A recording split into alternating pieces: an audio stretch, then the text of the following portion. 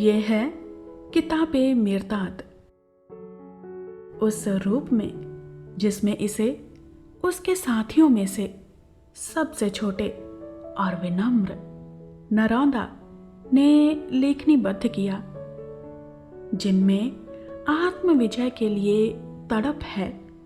उनके लिए यह आलोक स्तंभ और आश्रय है। बाकी सब इससे सावधान रहें। अध्याय 1। मिर्दाद अपना पर्दा हटाता है और पर्दों और मोहरों के विषय में बात करता है। नरौंदा। उस शाम 8 साथी खाने के मेज के चारों ओर जमा थे और मिर्दाद एक और खड़ा चुपचाप उनके आदेशों की प्रतीक्षा कर रहा था। साथियों पर लागू पुरातन नियमों में से एक ये था कि जहां तक संभव हो वार्तालाप में मैं शब्द का प्रयोग ना किया जाए। साथी शमदाम मुखिया के रूप में अर्जित अपनी उपलब्धियों के बारे में डींग मार रहा था, ये दिखाते हुए कि उसने नौका की संपत्ति और प्रतिष्ठा में कितनी वृद्धि की है। उसने बहुत से आंकड़े प्रस्तुत किए। ऐसा करते हुए उसने वर्जित शब्द का बहुत अधिक प्रयोग किया। साथी मिकेन ने इसके लिए उसे एक हल्की सी झिड़की दी। इस पर एक उत्तेजनापूर्ण विवाद छिड़ गया कि इस नियम का क्या उद्देश्य था और इसे किसने बनाया था, पिता हजरत नू ने या मुख्य साथी अर्थात सैम ने। उत्तेजना से एक दूसरे पर दोष लगाने की नौबत आ गई और इसके फलस्वरूप बात इतनी बढ़ गई कि कहा तो बहुत कुछ गया, पर समझ में किसी के कुछ नहीं आया। विवाद को हंसी के वातावरण में बदलने की इच्छा से शमदाम मिर्दाद की ओर मुड़ा और स्पष्ट उपहास के स्वर में बोला, इधर देखो, कुलपिता से भी बड़ी हस्ती यहां मौजूद है। मिर्दाद, शब्दों के इस भूल भुलैया से निकलने की हमें राह बता।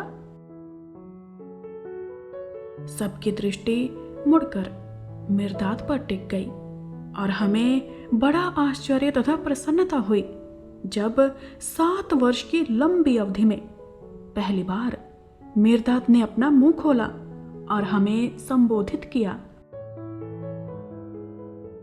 मिर्दाद। नौका के मेरे साथियों, शमदाम की इच्छा चाहे उपहास में प्रकट की गई है, किंतु अनजाने ही मिर्दाद के गंभीर निर्णय की पूर्व सूचना देती है, क्योंकि जिस दिन मिर्दाद ने इस नौका में प्रवेश किया था, उसी दिन उसने अपनी मोहरें तोड़ने, अपने पर्दे हटाने और तुम्हारे तथा संसार के सम्मुख अपने वास्तविक रूप में प्रकट होने के लिए इसी समय और स्थान को, इसी परिस्थिति को चुना था। 7 मोहरों से मिर्दाद ने अपना मुंह बंद किया हुआ है। 7 पर्दों से उसने अपना चेहरा ढक रखा है, ताकि जब तुम शिक्षा ग्रहण करने के योग्य हो जाओ तो वो तुम्हें और संसार को सिखा दे कि कैसे अपने होठों पर लगी मोहरें तोड़ी जाएं, अपनी आंखों पर पड़े पर्दे हटाए जाएं और इस तरह अपने आप को अपने सामने अपने ही संपूर्ण तेज में प्रकट किया जाए। तुम्हारी आंखें बहुत से पर्दों से ढकी हुई हैं। हर वस्तु जिस पर तुम दृष्टि डालते हो मात्र एक पर्दा है। तुम्हारे होठों पर बहुत सी मोहरें लगी हुई हैं। हर शब्द जिसका तुम उच्चारण करते हो मात्र एक मोहर है, क्योंकि पदार्थ चाहे उनका कोई भी रूप या प्रकार क्यों ना हो, केवल पर्दे और पोतड़े हैं जिनमें जीवन ढका और लिपटा हुआ है। तुम्हारी आंख जो स्वयं एक पर्दा और पोतड़ा है, पर्दों और पोतड़ों के सिवाय तुम्हें कहीं और कैसे ले जा सकती है? और शब्द, वे क्या अक्षरों और मात्राओं में बंद किए हुए पदार्थ नहीं हैं? तुम्हारा होंठ जो स्वयं एक मोहर है, मोहरों के सिवाय और क्या बोल सकता है? आंखें पर्दा डाल सकती हैं, पर्दों को बेध नहीं सकती। होंठ मोहर लगा सकते हैं, मोहरों को तोड़ नहीं सकते। इससे अधिक इनसे कुछ न मांगो। शरीर के कार्यों में से इनके हिस्से का कार्य इतना ही है और इसे ये भली भांति निभा रहे हैं।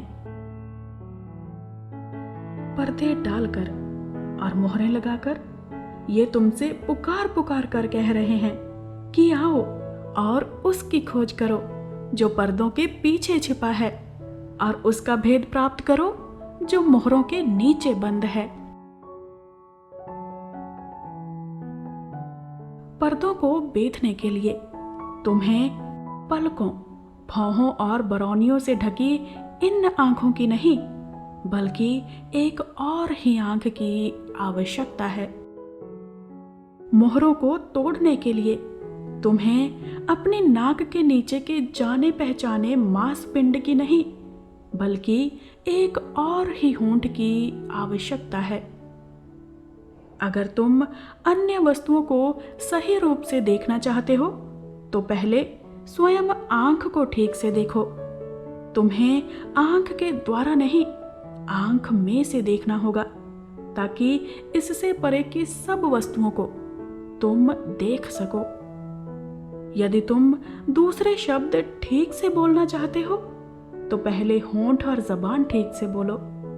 तुम्हें होंठ और जबान के द्वारा नहीं, बल्कि होंठ और जबान में से बोलना होगा, ताकि उनसे परे के सब शब्द तुम बोल सको।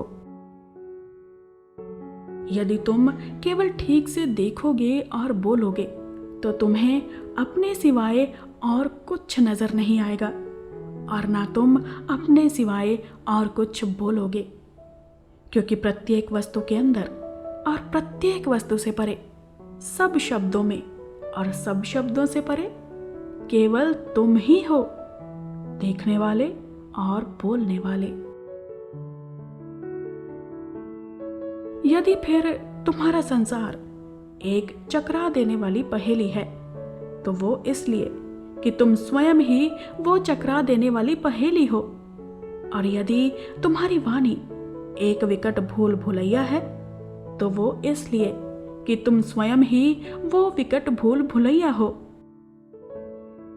चीजें जैसी हैं वैसी ही रहने दो, उन्हें बदलने का प्रयास मत करो, क्योंकि वे जो प्रतीत होती हैं इसलिए प्रतीत होती हैं कि तुम वो प्रतीत होते हो जो प्रतीत होते हो। जब तक तुम उन्हें दृष्टि और वाणी प्रदान नहीं करते, वे ना देख सकती हैं ना बोल सकती हैं। यदि उनकी वाणी कर्कश है तो अपनी ही जिह्वा की ओर देखो। यदि वे कुरूप दिखाई देती हैं तो शुरू में भी और आखिर में भी अपनी ही आंख को परखो। पदार्थों से उनके पर्दे उतार फेंकने के लिए मत कहो, अपने पर्दे उतार फेंको। पदार्थों के पर्दे स्वयं उतर जाएंगे। ना ही पदार्थों से उनकी मोहरें तोड़ने के लिए कहो, अपनी मोहरें तोड़ दो, अन्य सबकी मोहरें स्वयं टूट जाएंगी। अपने पर्दे उतारने और अपनी मोहरें तोड़ने की कुंजी एक शब्द है जिसे तुम सदैव अपने होंठों में पकड़े रहते हो। शब्दों में ये सबसे तुच्छ और सबसे महान है। मिर्दाद ने इसे सिरजनहार शब्द कहा है।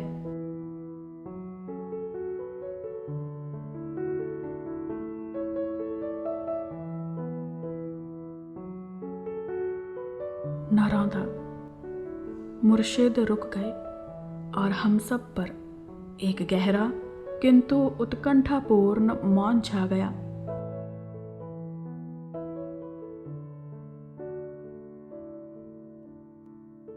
अंत में मिकेयन तीव्र अधीरता के साथ बोल उठा, हमारे कान उस शब्द को सुनने के लिए बेचैन हैं। हमारे हृदय उस कुंजी को पाने के लिए तरस रहे हैं।